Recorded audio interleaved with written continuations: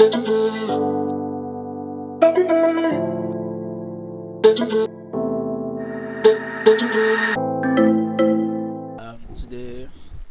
I have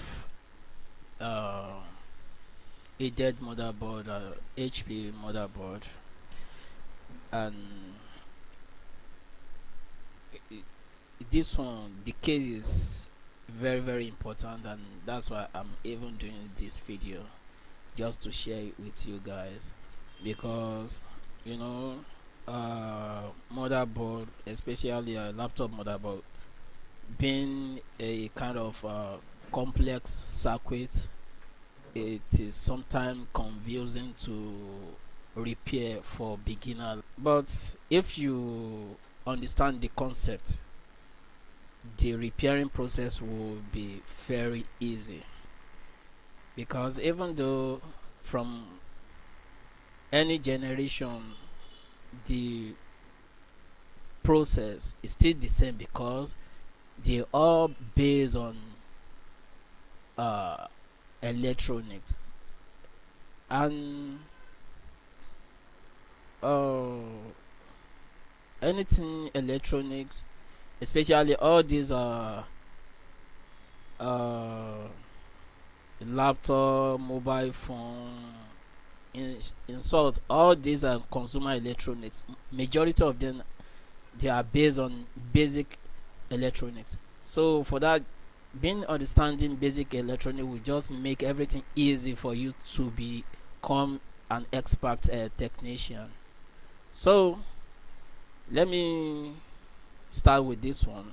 First of all, when you have a motherboard, let me say dead motherboard, of course what you need to check first is the 19 volts or main VCC.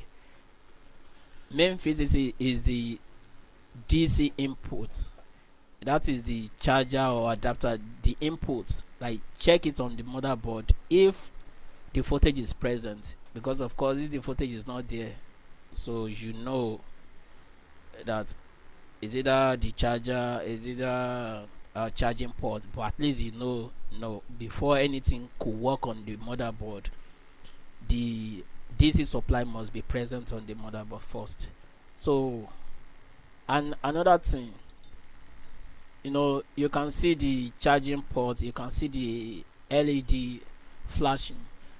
Before I even uh, take out this motherboard, when I first saw the LED blinking like this, my thought was like, oh, maybe short or something, because very common when some motherboard have is short, so they will be blinking. They have charging LED blinking like this. So, and that's my thought based on experience. But checking the board, I couldn't find any shots. So now, what could cause something like this? Maybe the LED is dying, or some kind of poor connection with the LED, something like that. So now, before I move on, if you are watching my video for the first time, I will advise you, I will encourage you to subscribe, so that whenever we drop a new content, a new video, you will get notified and you will not miss out some important tutorial, because I will be doing a lot of tutorial on cheap level repair, both phones and laptop. So, and cheap level repair, schematic reading, how to use board view software, all those things. So I will be doing a video about that. So now, back to this one. You can see the LED is flashing. Now, the next thing, or the next step, is checking the footage on the board.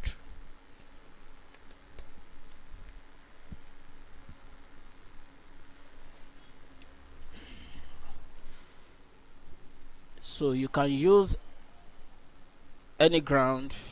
If you are not familiar with ground, ground is a negative side, and all these plates, all these screw hole on the motherboard, they are all connected to ground. So you can just hook up your negative side of the multimeter probe, connect it to the ground, one of the screw hole. So now you can check whatever you wanted to check on the motherboard. So this is the positive. You can see on my multimeter we have 19.1 or we have 19, which is very good and it is stable. So no problem with it's stable. Even though maybe you can't really 100% sure if it's actually stable with multimeter, but still I know it's stable. So moving on, the next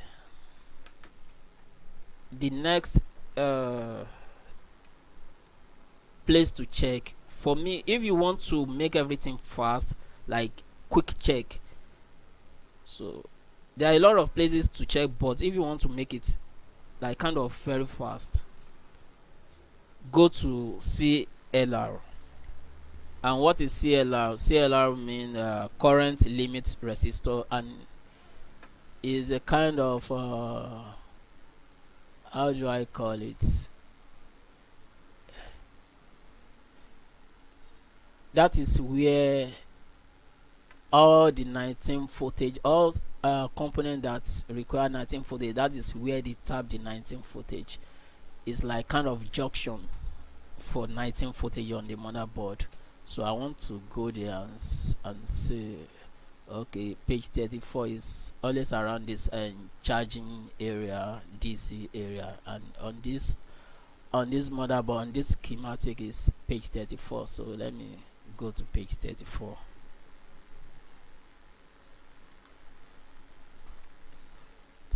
Where is it?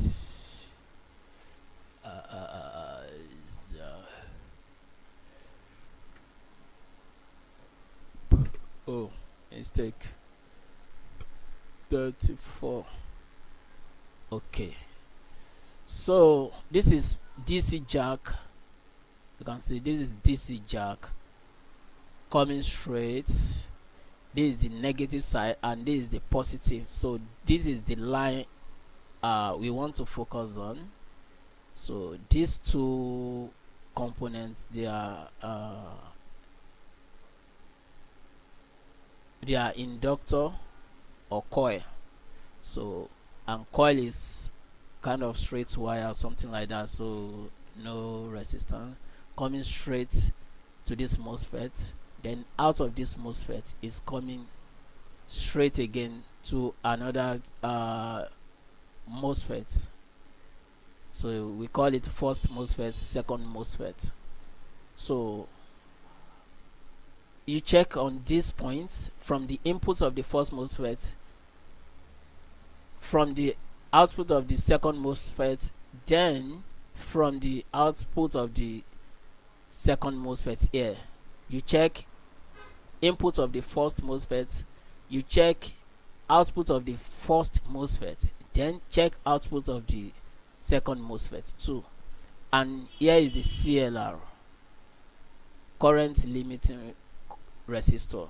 So it's a kind of let me call it a kind of watchdog for overcurrent. So this is how this chip, this IC or charging IC, this is how it detects unusual current drawing from the main from the other parts of the circuit.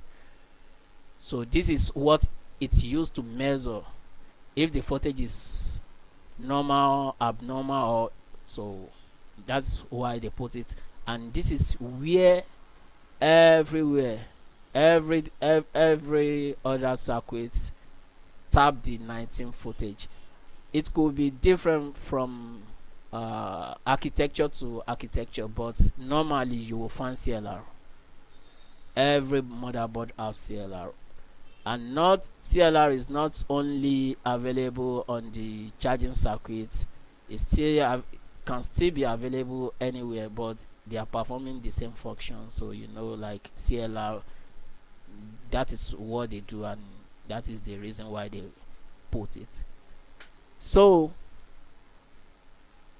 okay, this is the point where all the 19 footage tap, all the 19 footage from the motherboard, from the other parts of the circuit, they join to this junction. This PRWSRC, and it's very very important. So having 19 footage here, you know, 19 footage is every part of the motherboard.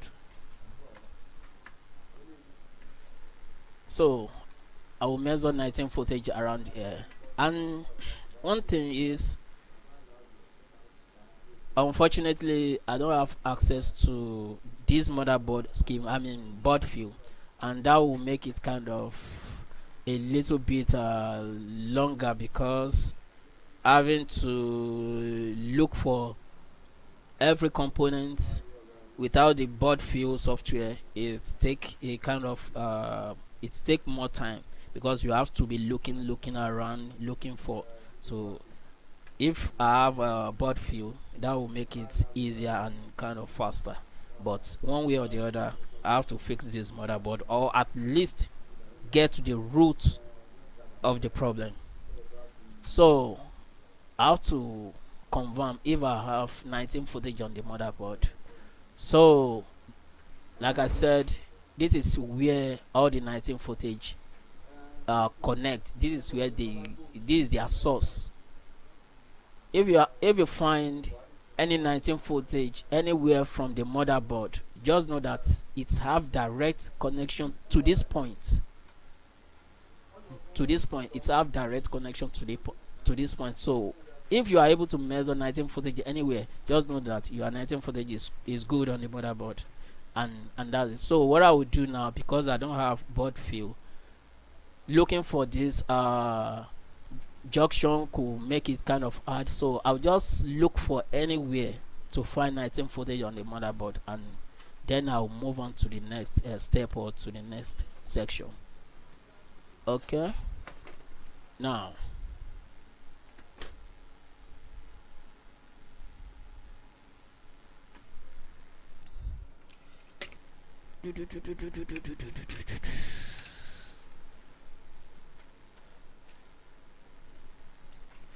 nineteen, where are you?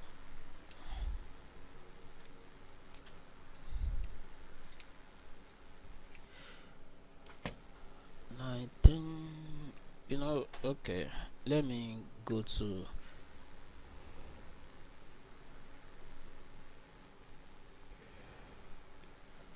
I could find 19.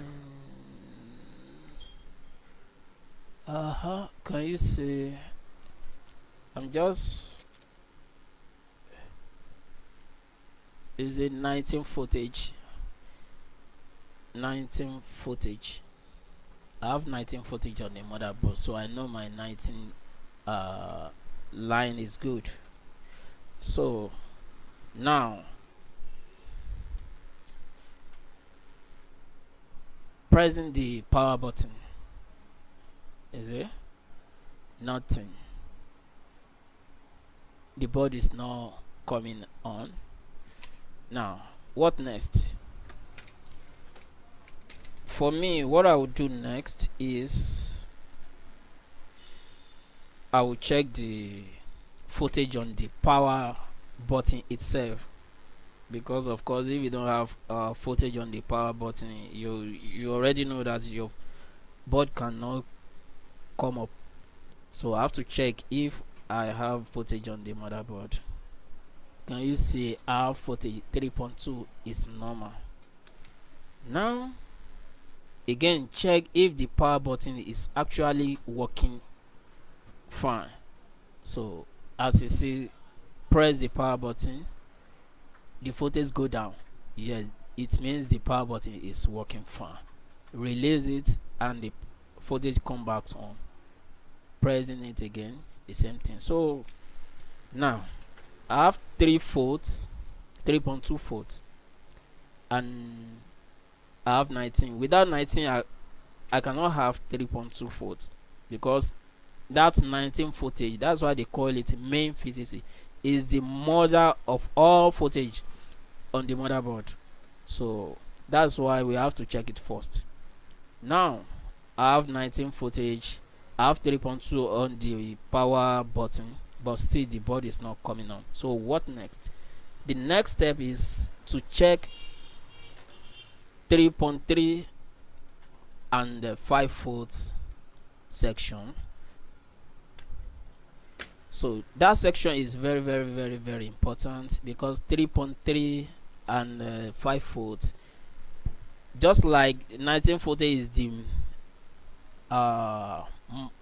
mother of all voltage on the motherboard, just like that 3.3 and the 5 volts, they also mother to some voltages on the motherboard. So okay, I want you to see 19 voltage as the maybe grandmother. Why 3.3 and 5 volts is mother, like grandmother, mother, then child. So that is how it's coming down from 19 down to 3.3, 5 volts. Then after that you'll be seeing 1 volt, 0.9, 1.5, 1.8. That is how it's coming down slowly, and they are tapping from each other. So this 3.3 and 5 volts is coming out of a chip, an IC. Sometimes it's a single IC, but on this motherboard it have a separate IC. One IC is generating 3.3 and another one is generating 5 volts, but both IC, they are working on 19 volts. Without 19 volts it can't work. 19 volts is the main VCC for the IC. So for that IC to generate output, it needs two things. Not two things, but basically two things. It needs VCC, which is 19 volts, ground, then enable pin. So this enable pin or enable signal is coming out of IO or super IO. And IO is like a, not like, is a microcontroller. It controls a lot of chip or a lot of functions on the motherboard. Now let me show you on the schematic. I think let me go back to this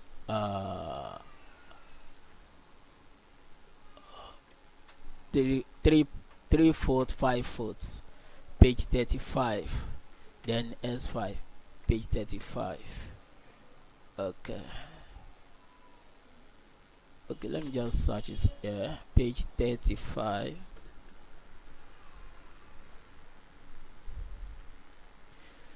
Yes, here we go. You can see this is the output of this chip, and this is the output of this chip. You can see the output is 3 volts, 3 volts S5, 5 volts S5. Depending on the generation of the motherboard or the architecture, you can find different name, different label, but basically they are doing the same thing, and they are based on the same protocol, the same concept. So kind of a little different, you know, they are using different components to achieve the same thing for some reason, and one of the reason is maybe to reduce power consumption, for efficiency or something like that. So they have to keep improving, and that's it. So this is the output of this chip. This one, this PU9 is generating 3-volt S5, and this PU10 is generating 5-volt S5. And before any of these chip could have this output, the feed in is very important, which is 19 volts. It's coming in from the pin 1.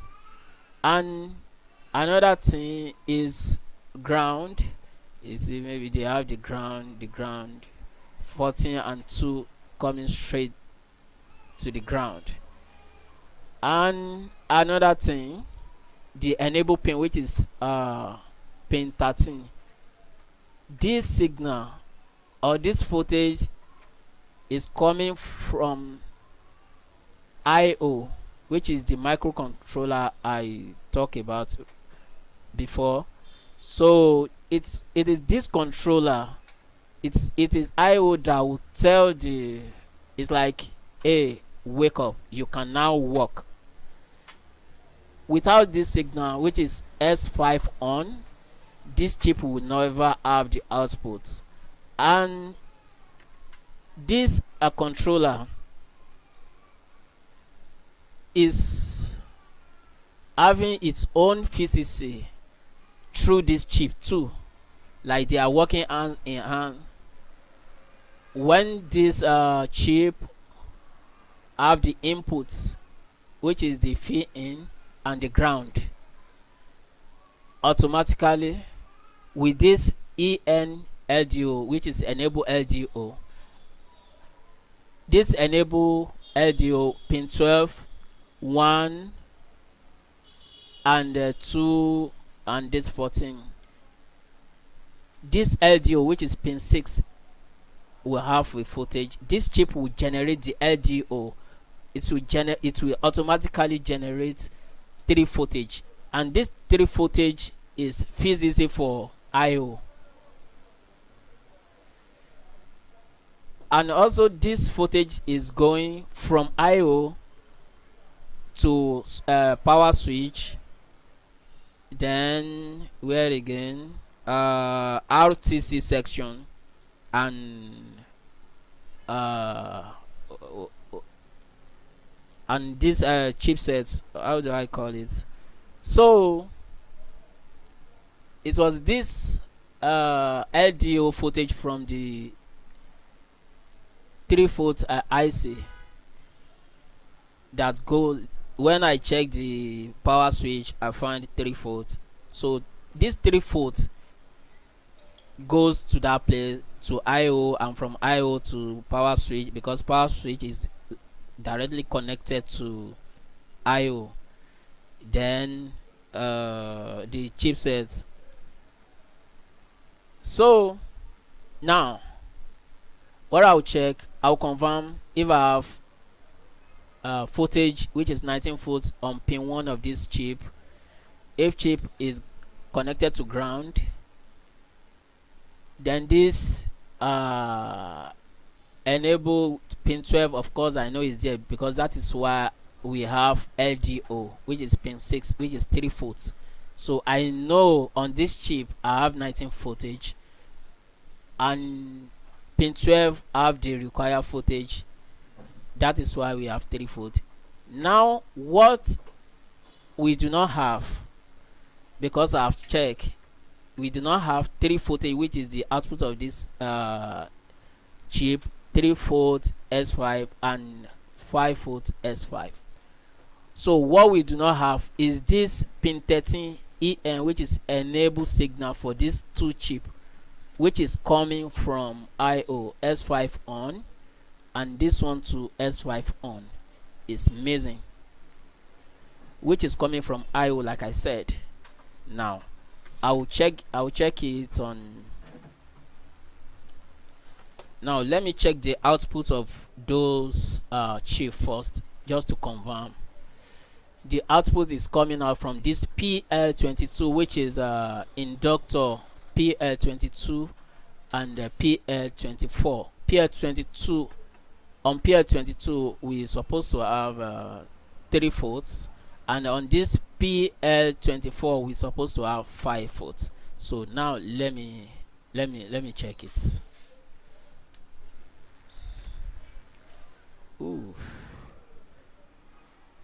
you cannot see very well, but if you can see on this one, oh, this first one you can see is PL22 and the next one is PL24. So on this one you're supposed to have 3 volts, and on this one you're supposed to have 5 volts. So these are the two chip, 1 and 2. So I'll check it and see if I have footage there.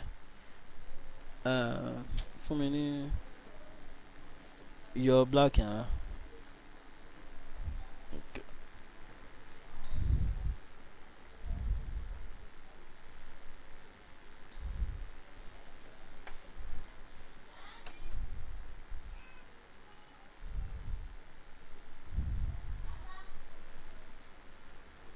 Okay. How can I hook it?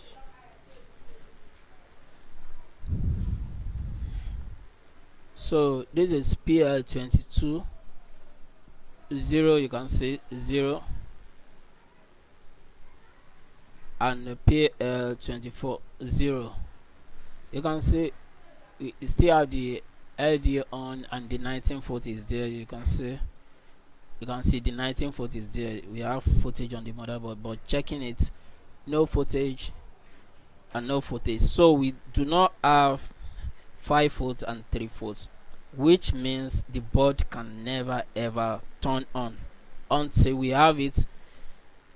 Even though the board is going to work or not, we must have 3 volts, 5 volts. And what missed here is the S5 on, which came out of IO, which is the controller.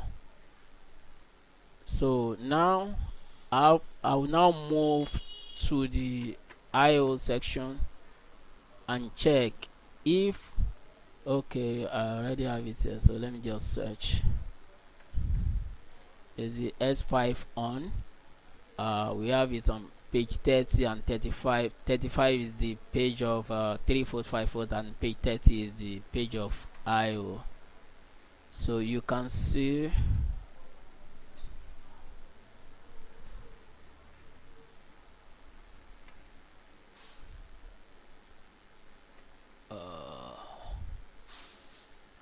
I think I have it around somewhere.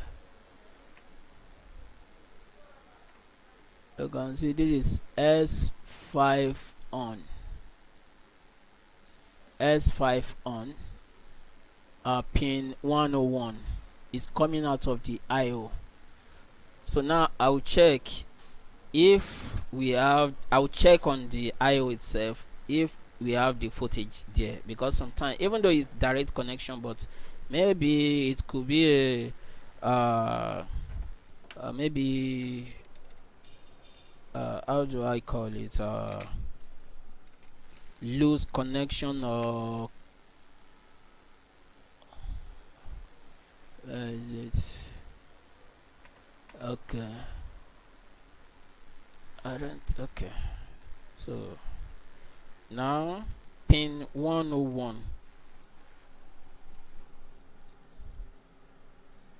37, okay, 32, 64, 96, 97, 97 from this side, 8, 900, then 101.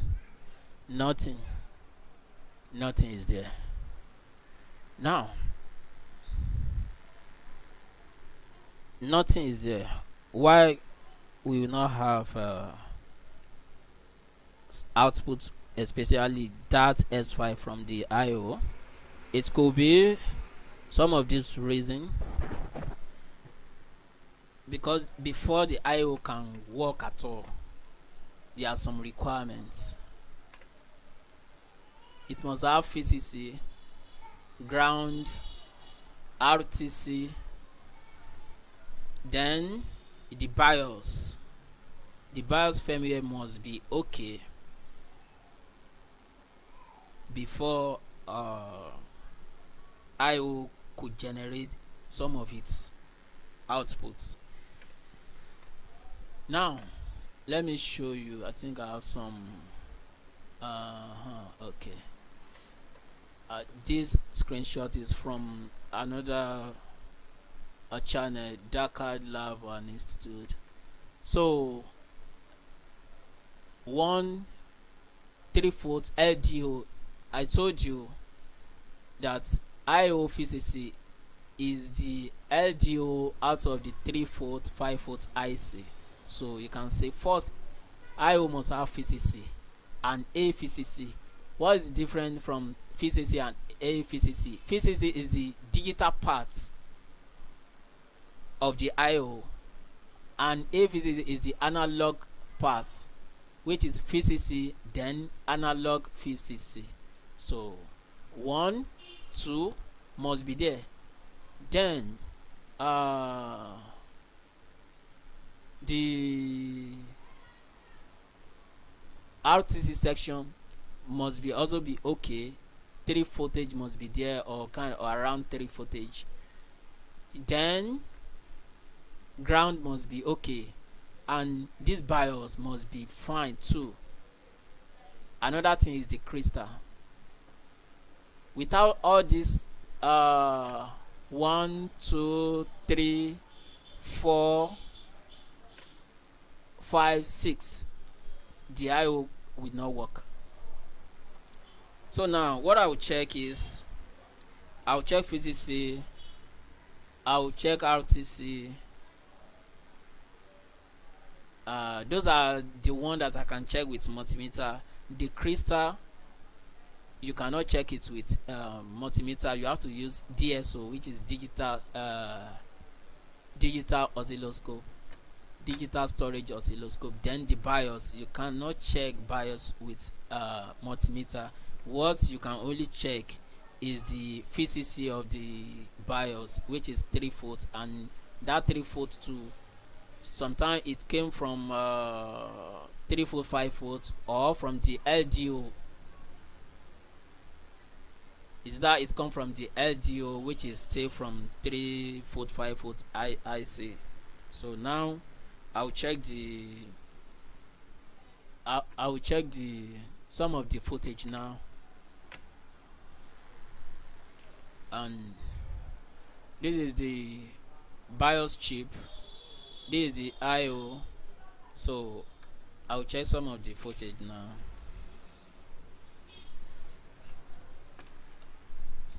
Pin 8 of the BIOS chip is VCC, which is supposed to be 3/4 or something around that. You see we have 3.3 volt. Then the VCC, I know that the VCC on the IO chip is good. I know, I can confirm, because having 3 voltage on the power switch, which it came out of IO, I know.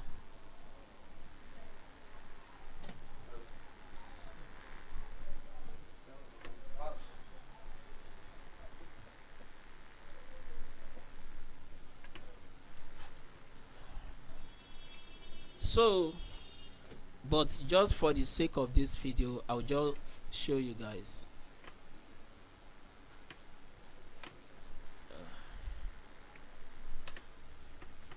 Okay, now checking the schematic for the VCC. VCC is all this pin connected to VCC 9 down to this 125, then 67 is the AVCC. Sometimes when we have footage on VCC, we sometimes ignore other side or the other pin. All those pins, they are important, but normally, you know, like most of the time when you have VCC, you know that no, the VCC is good. So it's only on some special cases, like you have to check every each pins, only on special case like that. Now, which is pin 9. Oh, pin 9. Oh, let me just check it on pin 96 because it's easier that way. Okay, you cannot see. Let me show. It's a pin 96. Is a 3.3 volts. We have VCC on the IO chip. And what next? The RTC section. I can check RTC from other side.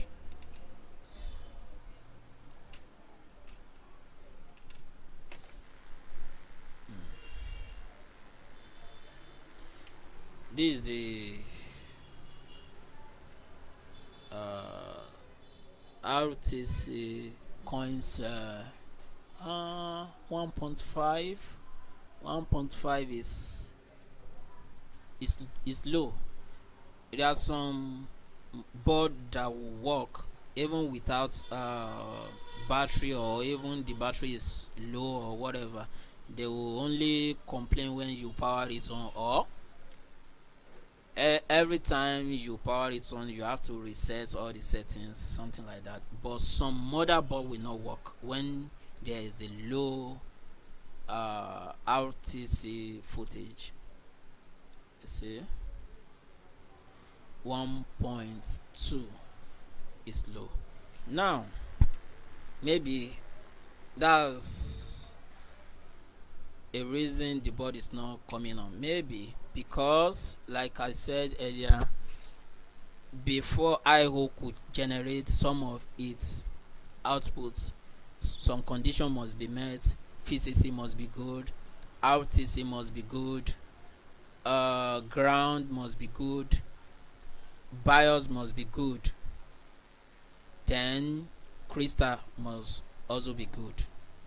So now we have VCC, we have ground.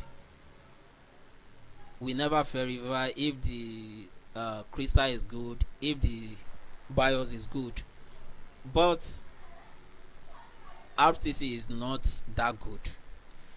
Now, there's what is RTC self? You know, RTC is the VCC, or is the power input for BIOS. You know, this BIOS, they store informations even when there is no power source for motherboard, maybe no charger, you remove battery, but still this BIOS chip holds some information, and those information we want to make them retain unchanged, because anytime we remove power completely from the chip will reset back to factory settings, or sometimes those settings or those information could corrupt.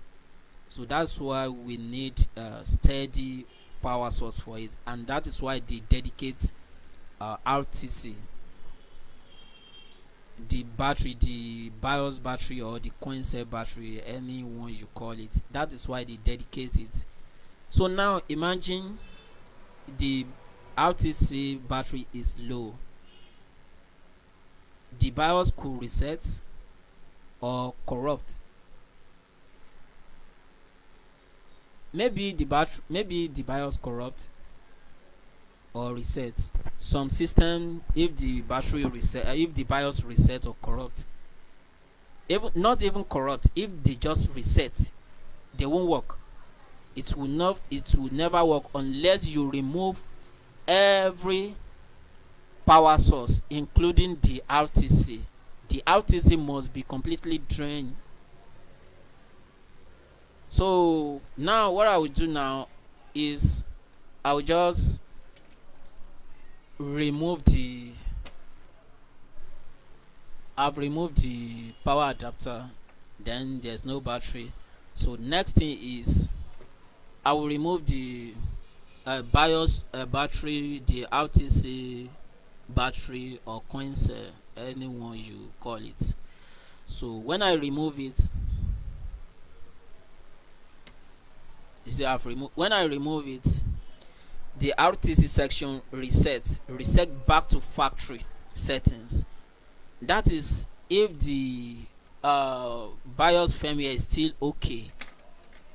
So it will reset, then you can bridge it like this, the positive and the negative, bridge it for maybe a few seconds, 5 seconds, 10 seconds, just to ensure that it's completely drained and the RTC section reset back to factory. Now if you have good cell with good footage, you can plug the RTC battery, you can plug it. But on this one I will not plug it. I'll just try to power it on like this and see if solve my problem. So the LED is there, and now before I even check anything, I'll just try to power it. Nothing, stay the same thing, stay the same thing. Now what I will do again is I'll still go back and check the L22 and the L24 if we have footage there, 3-foot, 5-foot, and again still the same thing. And again, some, especially on this one, there are some motherboard based on their architecture, they will not, 3-foot, 5-foot will not be present until you press power button. So I'm pressing power button now, still nothing. Now what again, like I said, the requirement for the IO controller to generate some of its outputs, some condition must be met. Now I will make sure I have 3 volts on the RTC section, which it means I will replace the battery. Then if still it doesn't work, then I will reprogram this IO BIOS chip. The IO BIOS chip, we have 2 BIOS chip on this motherboard, one for the IO and another one for the PCH. You can see PCH. This one for the PCH, this is the PCH, and another one for the IO. So sometimes you may need to reprogram both, but on this one I will first reprogram the IO BIOS chip. If it doesn't work, then I will reprogram both. But before I do that, I will replace the battery, the coin cell of the RTC, just to make sure we are following every step and we are making sure every step is okay before moving on to the next one. And now the reason why I want to reprogram the BIOS chip is you never can tell, like you can't tell if the firmware inside the BIOS chip is good or not. So now it's just better to reprogram it, just to make sure, like you reprogram it with the one you are sure that is working, like it's good. Reprogram it, then move on to the next step. So I'll first replace the the battery. Now I will replace it. This one is low, you have 1 voltage or something like that, and we need maybe 3 voltage or at least something around 340, maybe 2.9, 2.8. But in a dead motherboard like this, I'll just advise to find 3 footage, because that will just erase your doubts.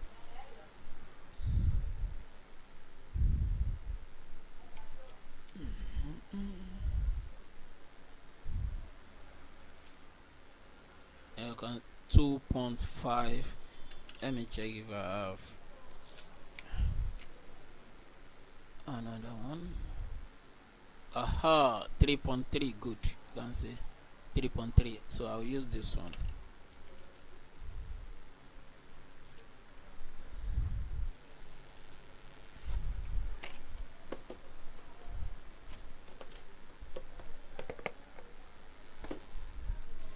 And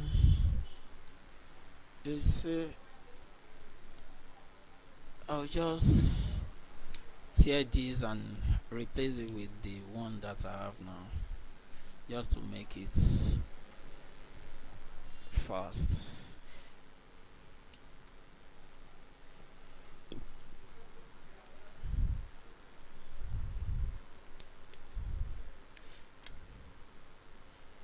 And if you never subscribe to this channel, make sure you subscribe.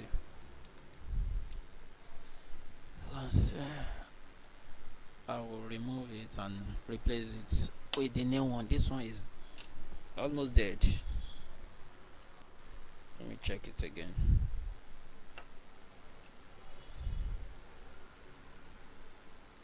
No.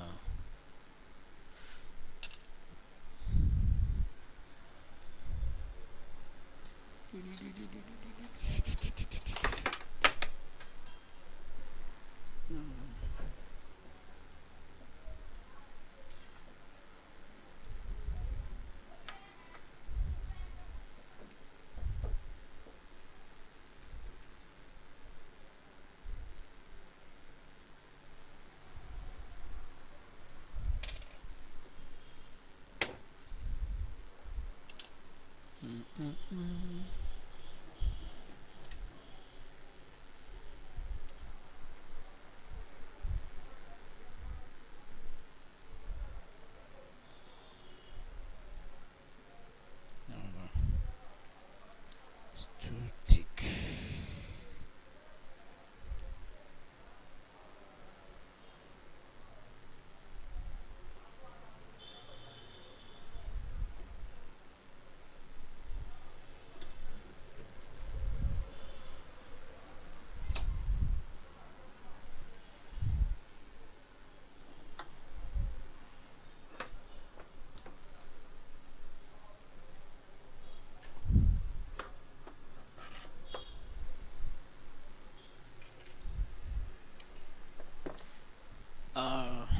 This is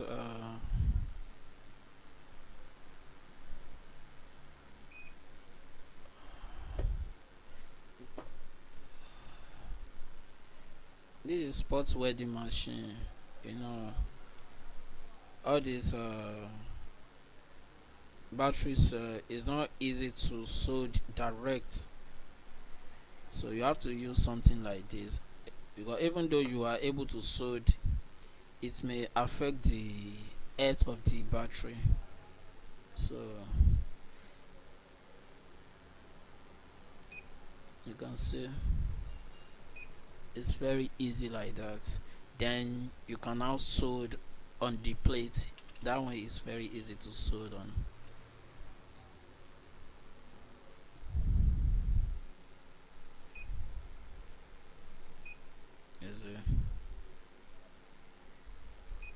It's very easy that way. Very easy.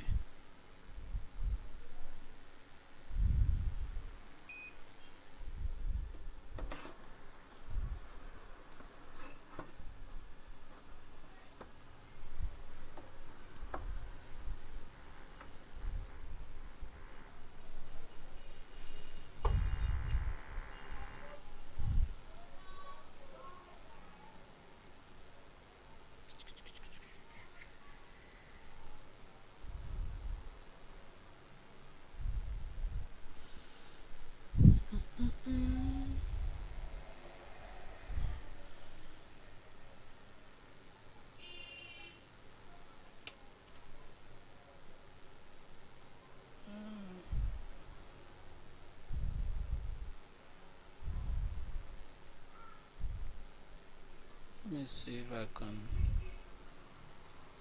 solder. Okay.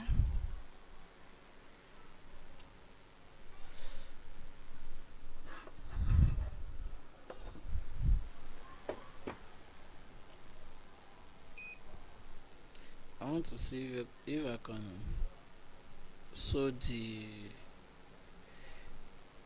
the plate itself, because okay, I'm trying to avoid soldering iron. Okay, yes, I'm able to solder this one.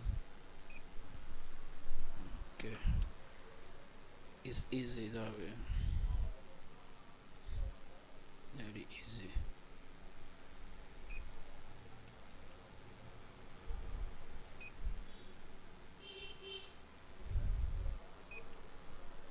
Solder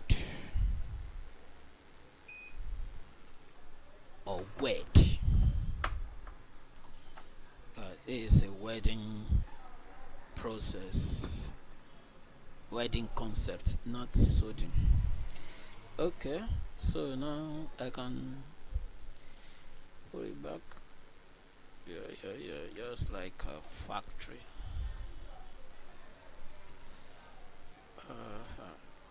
Ja, ja, it's easy. You know what I'm saying? Easy, man.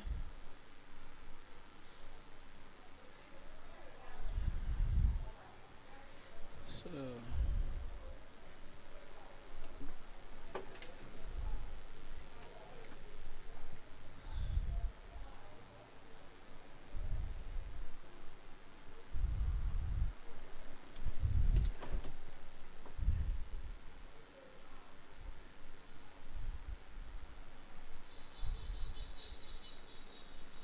it's done.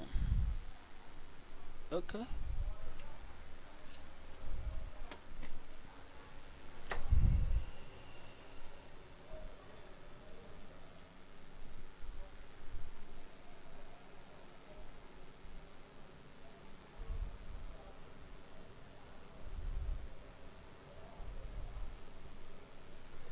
So let me check the footage again. Here's the footage. Now we have 3.2. It's good.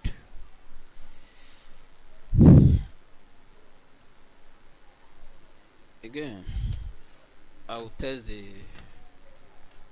power again and see if that solve our problem. Stay the same thing, and nothing stay the same, nothing. So now I have to reprogram the BIOS.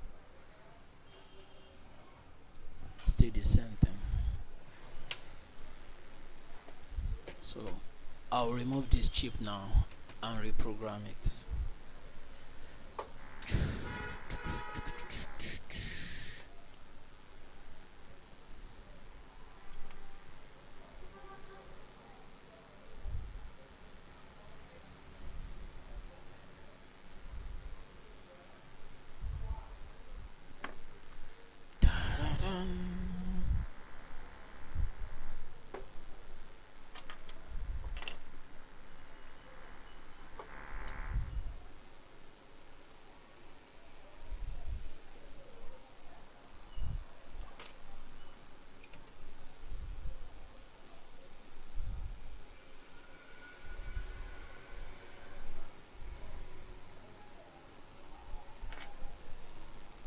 Hello, window 10.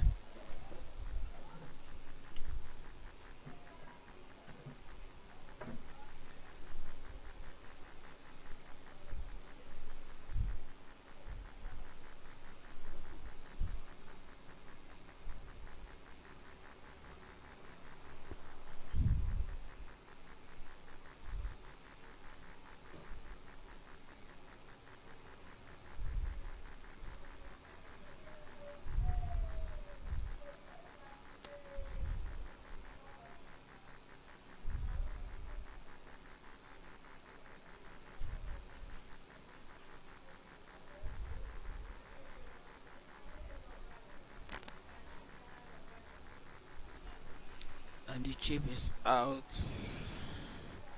so allow it to cool down before you put it on programmer. Need to cool down.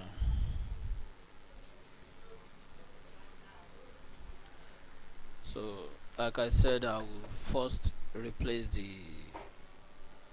IO BIOS.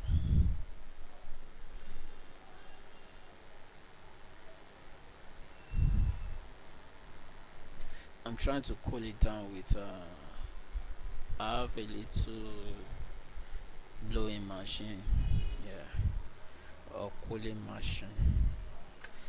Okay,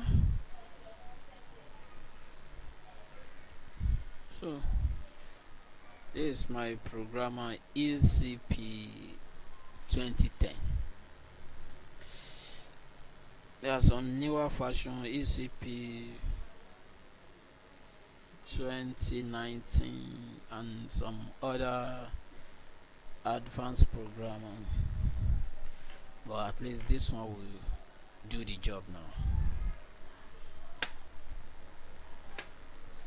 Okay,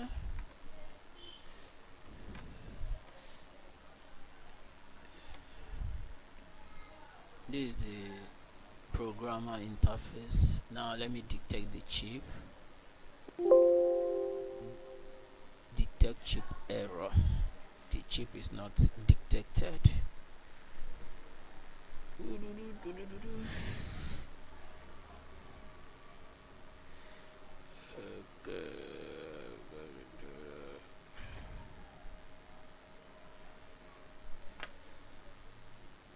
Again, still the same thing, not detected. Let me try to clean the chip and see maybe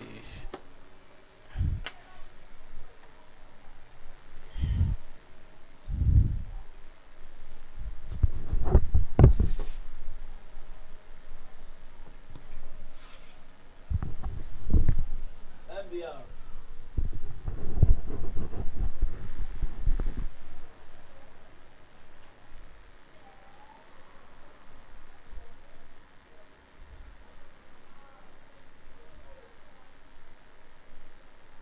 Okay, I'm cleaning the chip with some.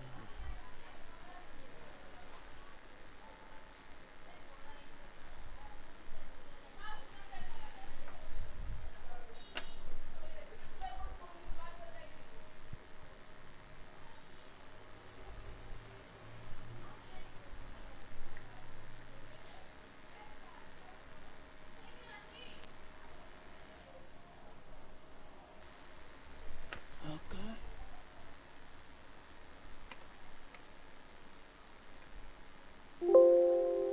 still the same thing. It is possible the chip can die. It is possible, but only in rare cases, but it is possible. But of course, if the chip die, you know the controller will not work, and this could be the root of our problem.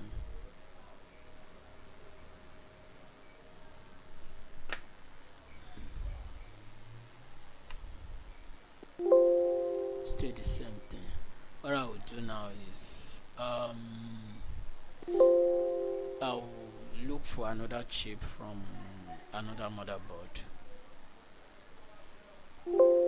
Still the same thing. Let me remove the handles, but normally it's supposed to be detected. Yes, and yes, we have it. It's there now. So I will back up the chip before I reprogram new firmware.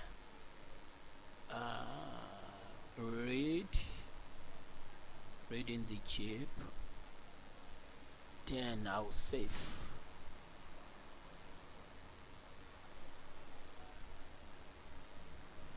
Just in case of any issue, so I can easily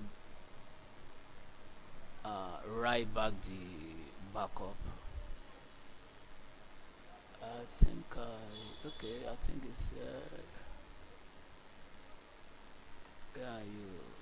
HP. I think I have BIOS there. Okay, I can just call it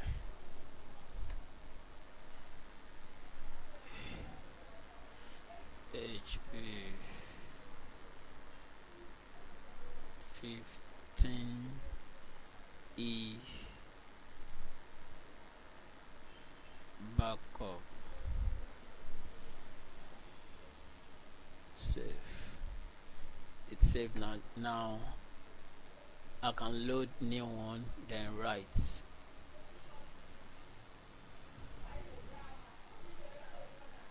HP. I think this is it. Then I told you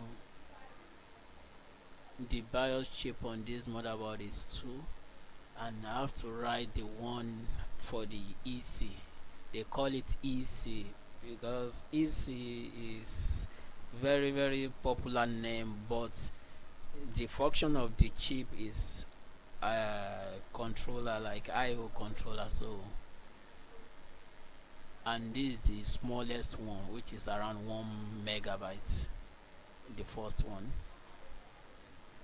Now I can write it auto. The auto will erase, then write it, then verify. So auto.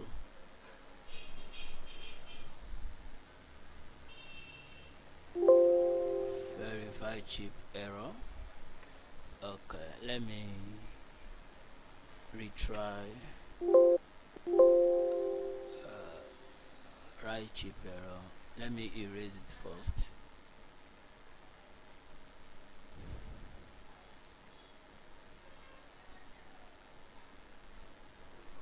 Oh, see, I think there's issue here.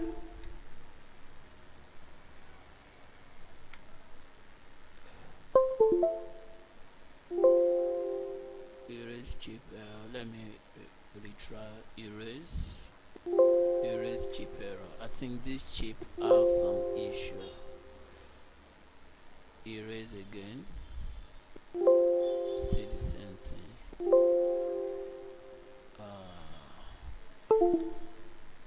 I think I have to change this chip.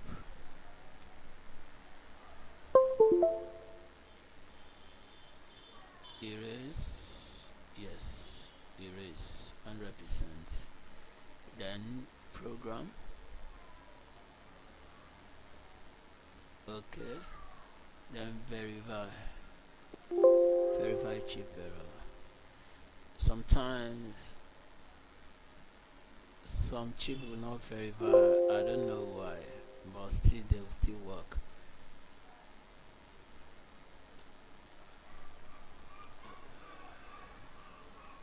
The chip will not verify, so I will try it first. If it doesn't work, then I will use another chip. Period.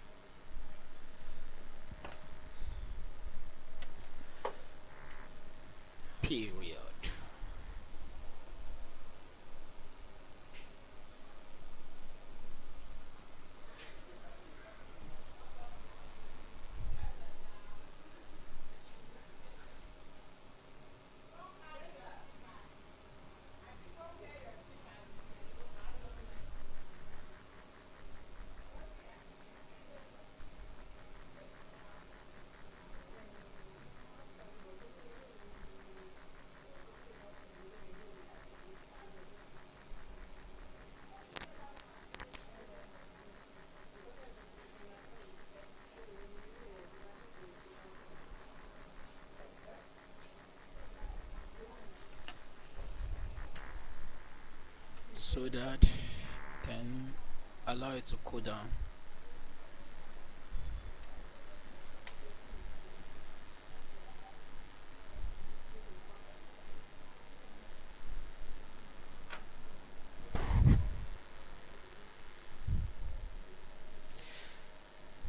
I'm cooling it with a cooling machine, so that will make it faster. It will make the cooling faster. I think.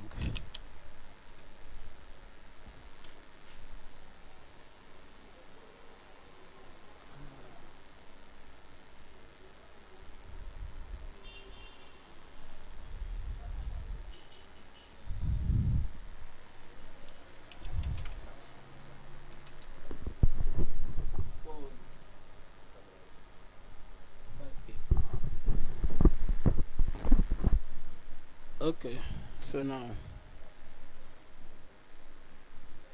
let's test. And you know what?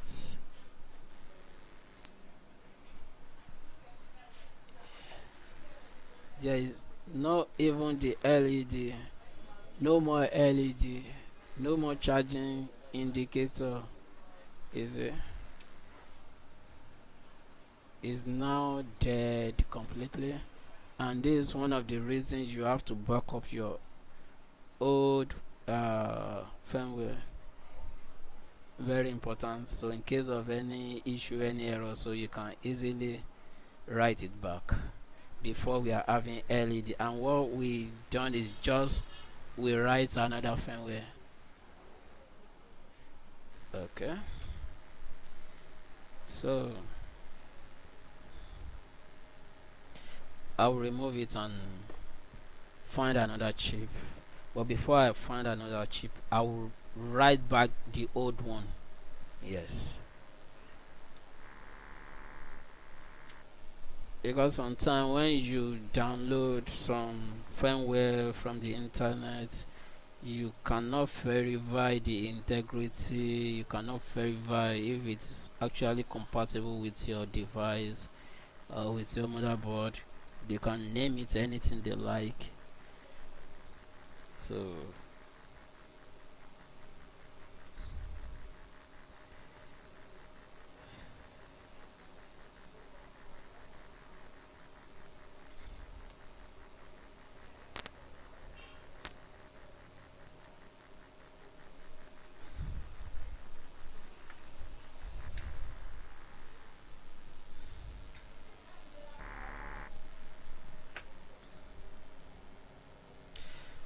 and the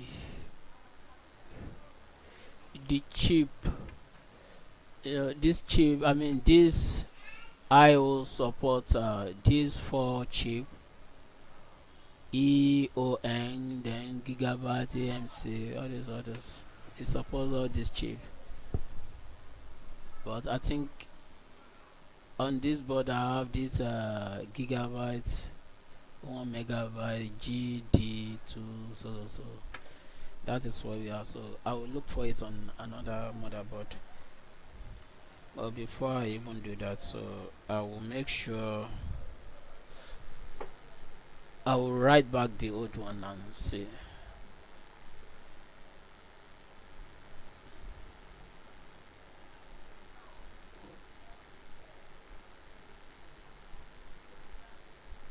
It's down.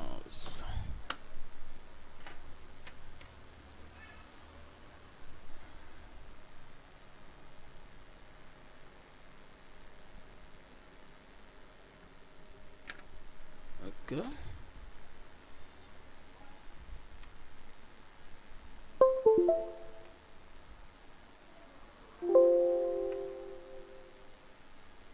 Now I want to write back the old one, the backup.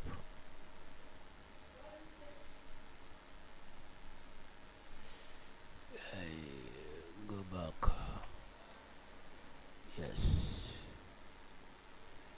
Is it then auto?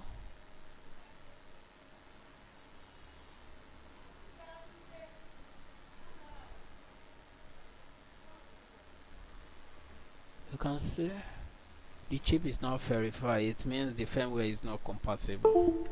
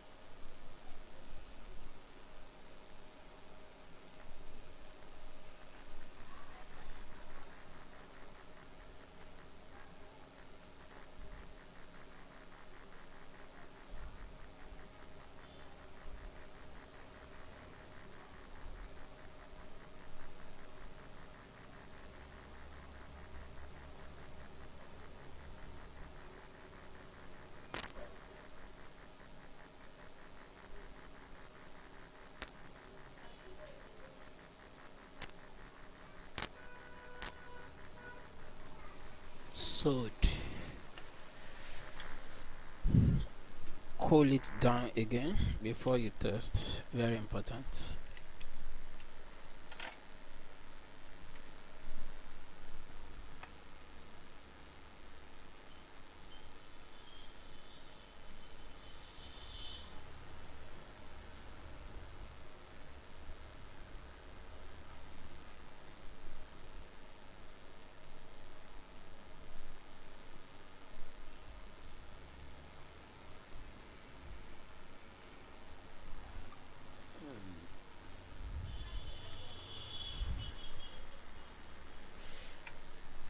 Cool it down. So now we are still at the BIOS section, and we cannot move on until we confirm, we are sure the BIOS is good, and that's it.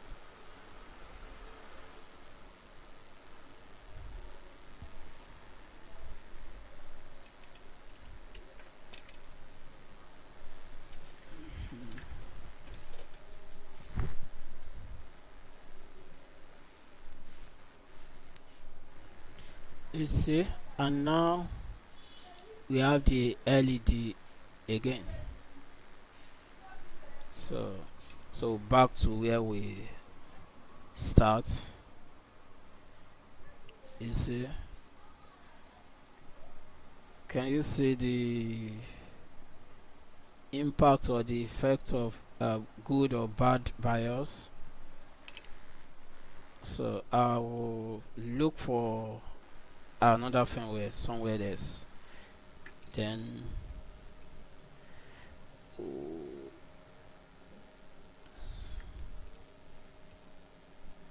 okay, and the crystal, not all IO have crystal, not all of them. On this one does not have crystal. No, it doesn't have crystal.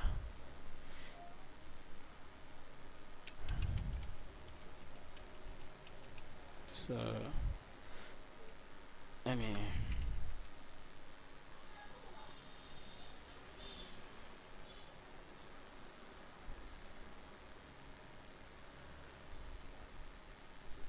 I'm just trying to drain. I've removed the CMOS battery, so I'm just trying to drain, like trying to reset the RTC, and that's it. So plugging it back.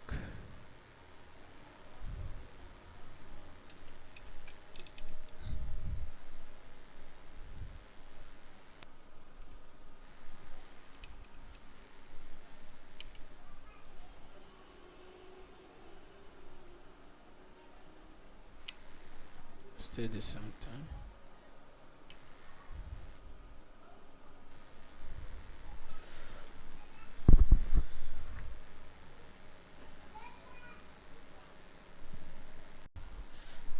So I've downloaded another BIOS firmware from different source, and this time I hope it solves our problem.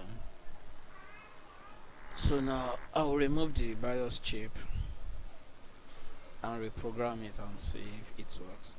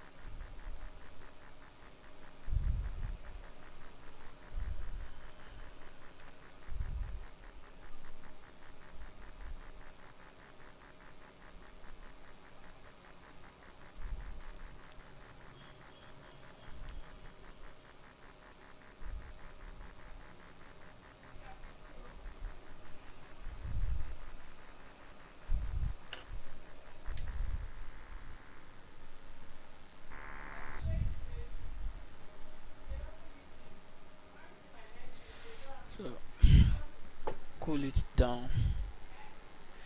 it is it is important to cool every component down or motherboard, like every time you eat it or something, because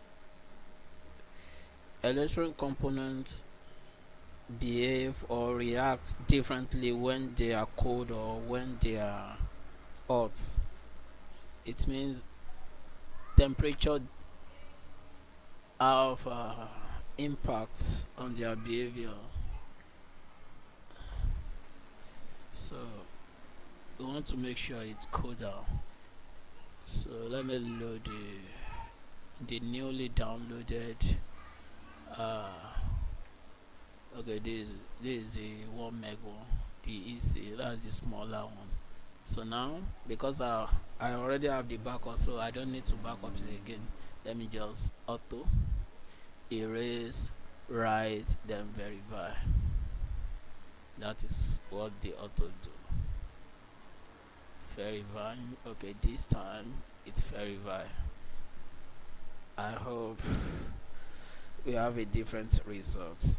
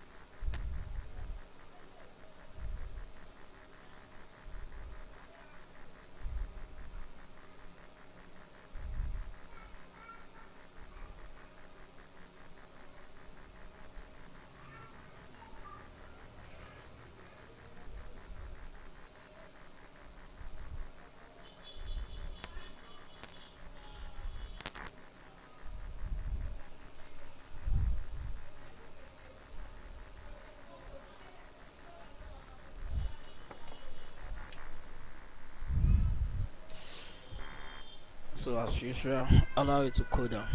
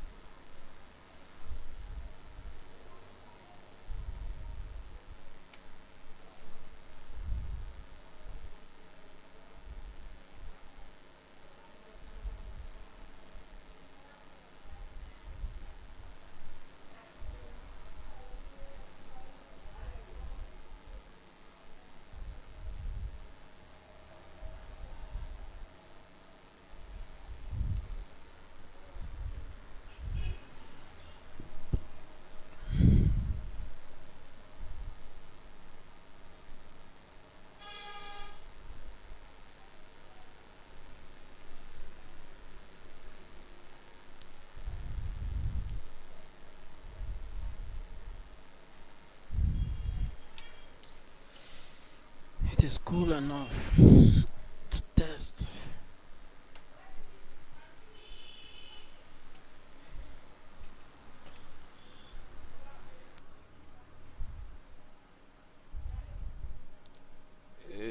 Still the same, and still the same thing. So we have a different. Probably our problem is not from the BIOS. Yeah. Or let me just reprogram the second BIOS, which is the PCH BIOS. Yes. Just to confirm before we move on to another thing.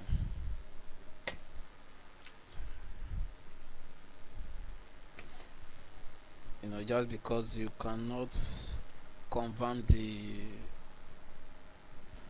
integrity of the BIOS firmware unless you remove it or you write it or something like that. You just have best thing, just rewrite it simple. and that's make it easier. You can see writing, removing write, then solder bag is not hard. It's something you can do within few minutes, then move on to something else. So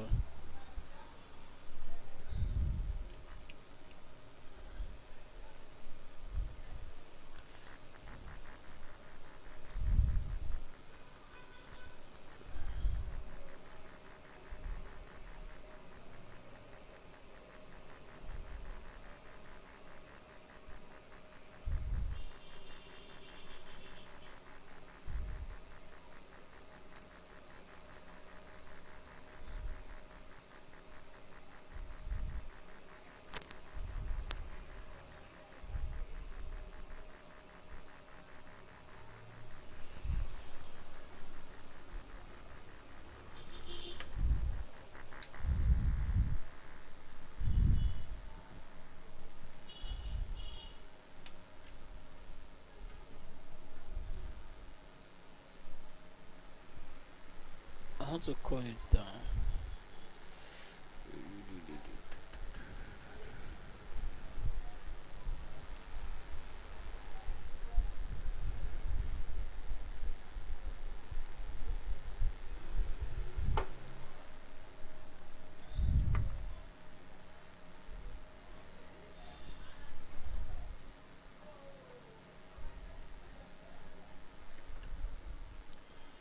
So detect the chip is detected.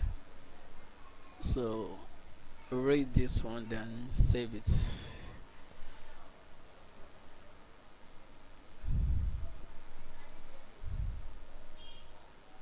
No, they call it main BIOS, but it's just PCH BIOS. Read, then save. Going up small. Okay.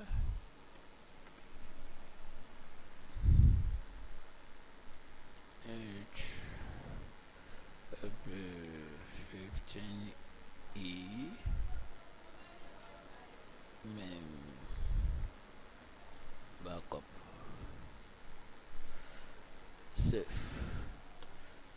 So now I'll load the downloaded one,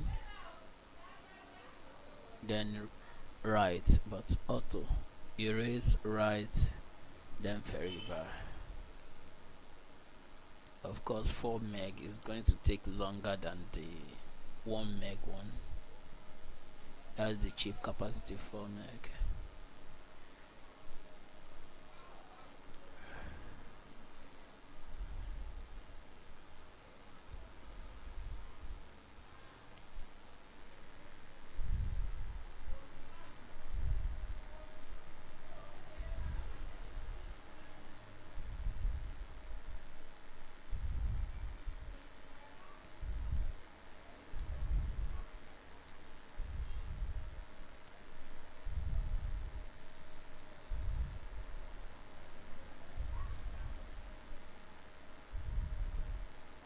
So chip verify, okay. Now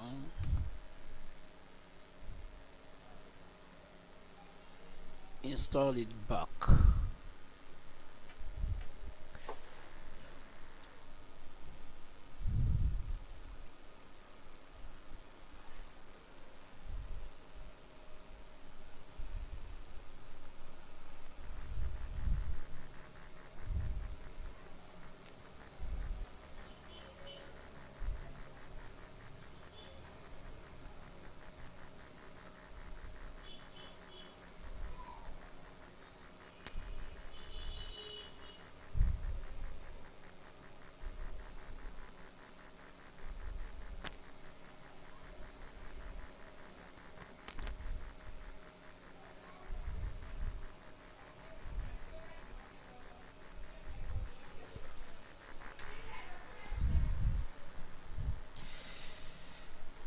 Allow it to cool down for some minutes.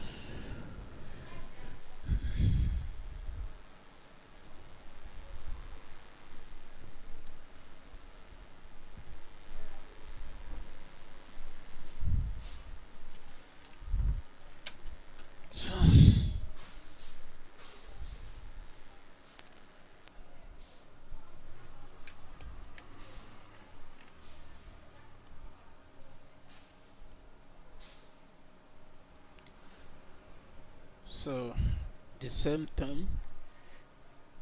Now I can move on to something else.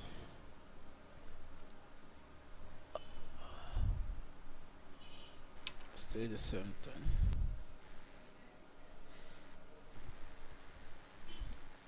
Now what next? When you have all the requirements for the IO, that's the time you want to think maybe the IO chip itself is dead. We have VCC for the IO, we have ground for the IO, we have good RTC, and the BIOS is okay. And on this one, we don't have crystal, so those are the basic requirements for the IO to trigger or to perform its functions, and yet it's not working. Now I'm thinking, or now I will say the IO chip is gone. So that, but before, let me confirm if the 5434 still not present.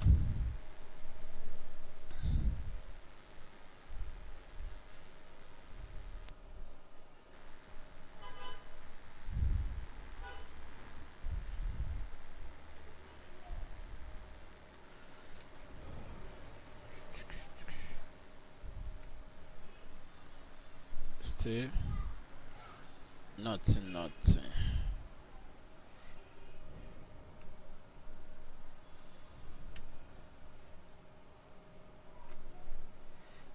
And the condition remain the same.